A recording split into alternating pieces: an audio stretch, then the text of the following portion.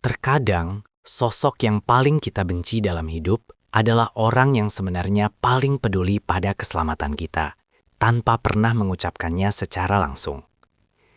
Di balik wajah kaku dan tindakan yang tampak menjatuhkan, tersimpan sebuah rahasia besar yang telah dijaga selama belasan tahun demi melindungi masa depan seseorang yang bahkan tidak menyadarinya. Matahari baru saja tergelincir di ufuk barat, meninggalkan semburat warna jingga yang memudar menjadi kelabu di langit desa Sukamaju, ketika Aris menyeka keringat di dahinya dengan lengan baju yang sudah dekil oleh oli dan debu jalanan.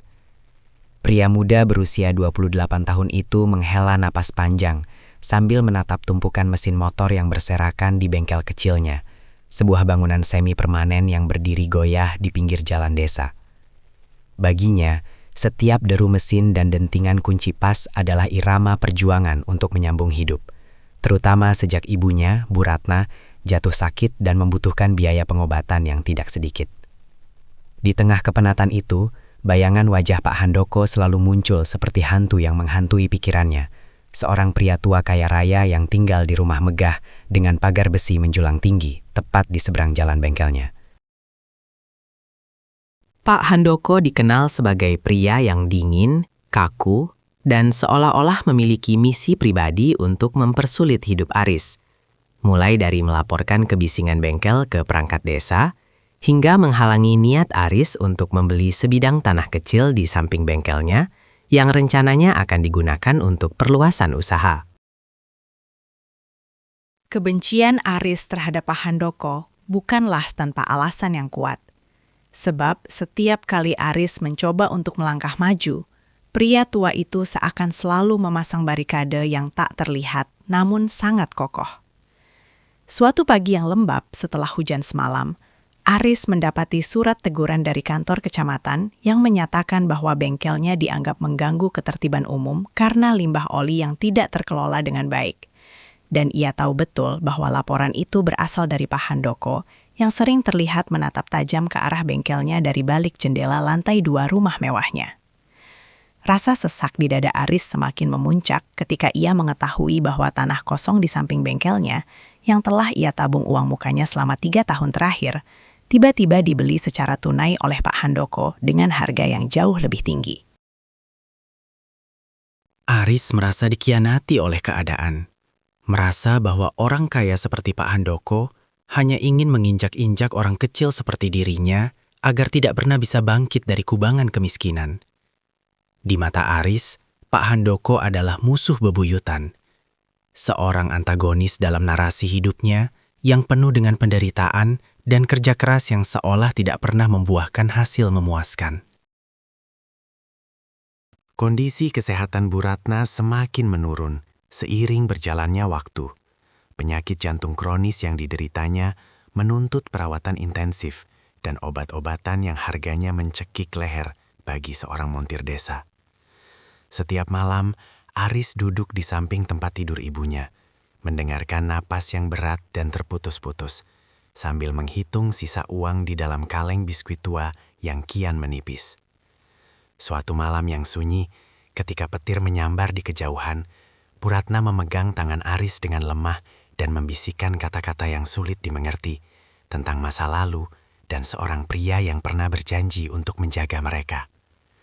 Aris hanya menganggap itu sebagai igauan akibat demam tinggi, namun di dalam hatinya, ia bersumpah akan melakukan apa saja untuk menyelamatkan ibunya, meskipun ia harus merendahkan harga dirinya di hadapan orang yang paling ia benci sekalipun. Tekanan ekonomi dan beban emosional itu membuat Aris menjadi sosok yang pemarah dan tertutup. Ia seringkali terlihat melamun di depan bengkelnya, menatap rumah Pak Handoko dengan pandangan penuh dendam. Membayangkan betapa tidak adilnya dunia ini, di mana satu orang memiliki segalanya, sementara yang lain harus berjuang hanya untuk bernapas. Puncak dari segala konflik itu terjadi pada suatu sore yang mendung, ketika seorang jurusita datang ke bengkel Aris membawa surat perintah pengosongan lahan karena tanah yang ia tempati ternyata masuk dalam zona hijau yang tidak boleh didirikan bangunan permanen atau usaha tertentu. Aris jatuh terduduk di atas lantai semen yang retak. Dunianya seakan runtuh seketika, dan ia yakin 100% bahwa ini adalah ulah Pak Handoko yang ingin mengusirnya dari desa itu selamanya.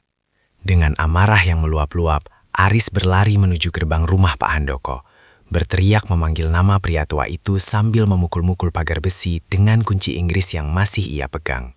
Namun tidak ada jawaban dari dalam rumah besar yang sunyi itu. Hanya gonggongan anjing penjaga yang menambah suasana mencekam di bawah langit yang mulai meneteskan air hujan. Aris menangis terseduh-seduh di depan gerbang, merasa kalah dan hancur. Sementara hujan turun semakin deras, seolah ikut meratapi nasibnya yang malang, di tengah ketidakberdayaan yang menghimpit jiwanya. Beberapa hari kemudian, ketika Aris sedang mengemas barang-barangnya di bengkel dengan hati yang hancur, seorang pria paruh baya berpakaian rapi yang mengaku sebagai pengacara datang menemuinya. Pria itu memberikan sebuah map coklat besar yang tebal dan meminta Aris untuk membacanya dengan teliti sebelum ia memutuskan untuk menyerah pada keadaan. Dengan tangan gemetar, Aris membuka map tersebut dan menemukan tumpukan dokumen legalitas, sertifikat tanah, serta catatan medis ibunya yang sangat detail selama 10 tahun terakhir.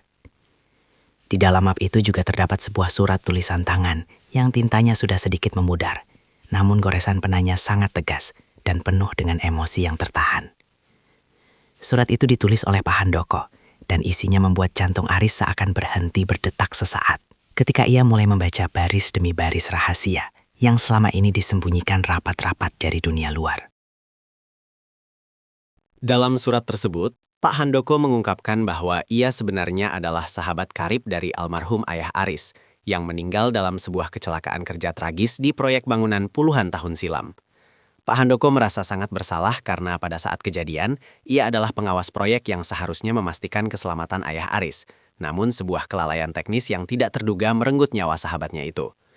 Sejak saat itu, Pak Handoko bersumpah untuk menjaga keluarga Aris dari kejauhan, memberikan bantuan tanpa pernah membiarkan mereka tahu siapa pengirimnya, karena ia tahu betul betapa keras kepalanya ayah Aris dan bagaimana sifat itu menurun kepada putranya.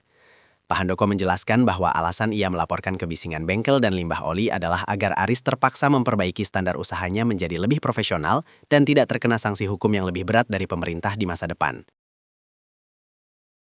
Ia ingin Aris belajar tentang kedisiplinan dan tanggung jawab sebagai seorang pengusaha, bukan sekedar montir pinggir jalan yang bekerja tanpa aturan. Lebih mengejutkan lagi, Pak Handoko mengungkapkan bahwa ia sengaja membeli tanah di samping bengkel Aris bukan untuk menguasainya, melainkan untuk melindunginya dari pengembang besar yang berencana membangun pabrik tekstil di area tersebut yang akan menggusur seluruh pemukiman warga. Tanah itu sebenarnya telah dibalik nama atas nama Aris dalam sebuah akta hibah yang hanya bisa dicairkan setelah Aris mencapai usia 30 tahun atau jika ada keadaan darurat medis yang mendesak. Pak Handoko juga mengungkapkan bahwa selama ini, tagihan rumah sakit Bu Ratna yang seringkali didiskon atau mendapatkan bantuan dari yayasan anonim sebenarnya adalah uang pribadi Pak Handoko yang disalurkan melalui pihak ketiga agar tidak menimbulkan kecurigaan. Pria tua itu tidak ingin Aris merasa berhutang budi atau merasa kasihan padanya. Ia ingin Aris tumbuh menjadi pria mandiri yang mampu berdiri di atas kakinya sendiri. Meskipun itu berarti ia harus berperan sebagai musuh dalam drama kehidupan Aris. Aris terdiam 1000 bahasa. Air matanya jatuh membasahi kertas surat itu, menciptakan bercak-bercak basah yang mengaburkan tulisan tangan Pak Handoko. Ia teringat betapa seringnya ia memaki pria tua itu dalam hati. Betapa seringnya ia mengutuk keberadaan Pak Handoko yang ia anggap sebagai penghalang kesuksesannya. Ternyata, selama ini ia sedang dilindungi oleh seorang malaikat yang menyamar menjadi musuh. Seorang penjaga yang berdiri di kegelapan agar cahayanya tidak menyilaukan orang yang ia lindungi. Rasa malu dan sesal menyelimuti hati Aris. Ia merasa sangat kecil di hadapan kebesaran hati Pak Handoko yang bersedia menerima kebencian dan caci maki demi kebaikan orang lain. Tanpa membuang waktu, Aris segera berlari menuju rumah Pak Handoko. Kali ini bukan dengan amarah, melainkan dengan kerinduan untuk meminta maaf dan berterima kasih secara langsung. Sesampainya di depan gerbang, Aris melihat Pak Handoko sedang duduk di kursi roda di teras rumahnya. Wajahnya tampak jauh lebih tua dan lebih pucat dari terakhir kali Aris melihatnya. Ternyata, Pak Handoko sedang berjuang melawan kanker stadium akhir yang telah menggerogoti tubuhnya selama setahun terakhir. Sebuah fakta yang juga ia sembunyikan rapat-rapat agar tidak menambah beban pikiran siapapun. Ketika mata mereka bertemu, tidak ada lagi ketegangan atau kebencian. Yang ada hanyalah sebuah pengertian mendalam yang melampaui kata-kata. Pak Handoko tersenyum tipis, sebuah senyuman yang sangat tulus yang belum pernah Aris lihat sebelumnya. Seolah-olah beban besar yang ia pikul selama puluhan tahun akhirnya terangkat setelah rahasia itu terungkap. Aris berlutut di hadapan pria tua itu, menggenggam tangannya yang dingin dan mulai terisak, memohon ampun atas segala prasangka buruk yang selama ini ia pelihara dalam hatinya yang sempit. Pak Handoko mengelus kepala Aris dengan lembut. Suaranya parau namun penuh dengan ketenangan saat ia berkata bahwa ia tidak pernah sekalipun merasa marah atas sikap Aris.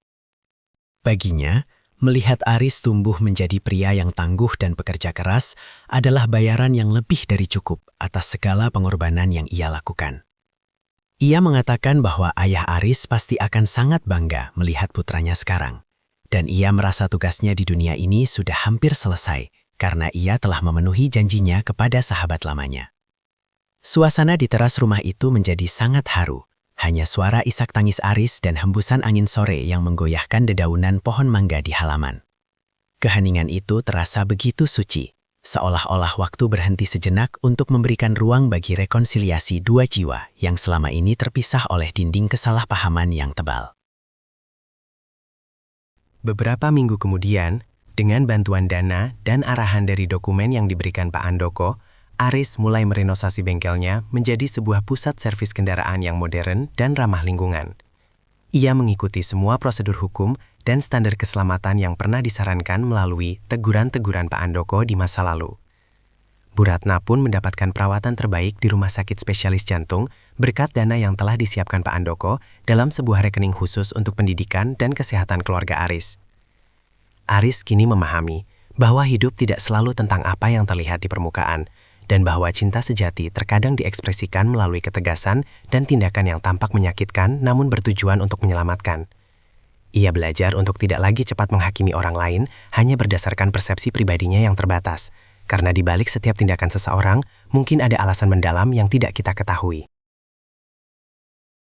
Pak Handoko akhirnya menghembuskan napas terakhirnya dengan tenang di tempat tidurnya, dikelilingi oleh Aris dan Bu Ratna yang sudah mulai pulih. Pemakamannya dihadiri oleh banyak orang desa yang ternyata juga pernah dibantu secara diam-diam oleh pria tua itu, membuktikan bahwa Pak Handoko adalah pahlawan tanpa tanda jasa bagi banyak orang di desa Sukamaju. Aris berdiri di samping pusara Pak Handoko, menatap nisan kayu yang sederhana dengan perasaan hormat yang tak terhingga. Ia berjanji akan menjaga amanah yang diberikan padanya, mengelola tanah dan usaha bengkelnya dengan jujur, serta melanjutkan tradisi kebaikan Pak Handoko dengan membantu orang lain yang membutuhkan tanpa perlu memamerkannya kepada dunia. Kisah ini menjadi legenda di desa mereka, sebuah pengingat abadi bahwa musuh yang paling kita takuti bisa jadi adalah malaikat penolong yang dikirim Tuhan untuk membentuk karakter kita menjadi lebih kuat. Kini, bengkel Aris telah berkembang pesat dan menjadi tempat pelatihan bagi pemuda-pemuda desa yang ingin belajar mekanik secara gratis. Setiap kali Aris melihat ke arah rumah besar di seberang jalan yang kini ia rawat sebagai bentuk penghormatan, ia selalu teringat akan pelajaran berharga tentang keikhlasan dan pengorbanan tanpa pamrih. Ia sadar bahwa rahasia yang disembunyikan Pak Handoko selama bertahun-tahun bukanlah untuk menipu, melainkan untuk memberikan kejutan berupa masa depan yang lebih baik bagi seseorang yang ia sayangi seperti putranya sendiri. Hidup Aris berubah total, bukan hanya secara finansial, tetapi juga secara spiritual dan mental, menjadikannya pribadi yang lebih bijaksana dalam memandang setiap ujian yang datang menghampiri. Ia tidak lagi melihat tantangan sebagai penghalang, melainkan sebagai cara alam semesta untuk membimbingnya menuju versi terbaik dari dirinya, persis seperti yang diinginkan oleh Pak Handoko sejak awal. Setiap sore, Aris sering duduk di kursi yang sama di mana ia pertama kali berlutut di hadapan Pak Handoko, menatap langit yang sama yang kini terasa lebih cerah dan penuh harapan. Ia sering menceritakan kisah ini kepada para karyawannya, agar mereka mengerti bahwa di balik setiap kesulitan pasti ada kemudahan. Dan di balik setiap teguran keras dari seorang atasan atau orang tua, mungkin ada doa dan harapan besar yang sedang diperjuangkan.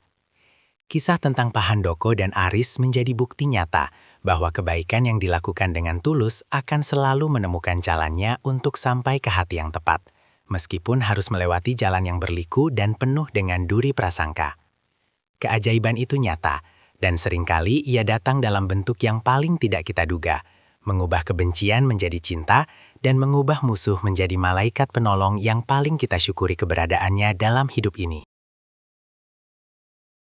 Di akhir hari, Aris menyadari bahwa kekayaan sejati Pak Handoko bukanlah pada rumah megahnya atau tumpukan hartanya, melainkan pada kemampuannya untuk mencintai dan melindungi orang lain tanpa mengharapkan pujian sedikit pun. Warisan terbesar yang ditinggalkan untuk Aris bukanlah tanah atau uang, melainkan karakter dan integritas yang kini menjadi fondasi utama dalam setiap langkah hidupnya. Dengan hati yang penuh syukur, Aris terus melangkah maju, membawa semangat Pak Handoko dalam setiap deru mesin yang ia perbaiki, memastikan bahwa kebaikan pria tua itu akan terus hidup dan menginspirasi banyak orang selama bertahun-tahun yang akan datang. Cerita ini pun berakhir dengan sebuah pemandangan indah, di mana bengkel Aris yang modern berdiri berdampingan dengan alam yang asri. Sebuah harmoni yang tercipta dari sebuah rahasia besar yang akhirnya berbuah manis bagi semua orang yang terlibat di dalamnya. Terima kasih telah menyimak kisah inspiratif ini sampai selesai. Jangan lupa untuk menekan tombol subscribe dan memberikan like pada video ini, agar kami bisa terus membagikan cerita-cerita yang menyentuh hati dan penuh makna lainnya. Ngomong-ngomong, dari daerah mana kalian menonton video ini? Tuliskan lokasi kalian di kolom komentar di bawah ya. Kami sangat ingin tahu seberapa jauh pesan kebaikan ini telah tersampaikan.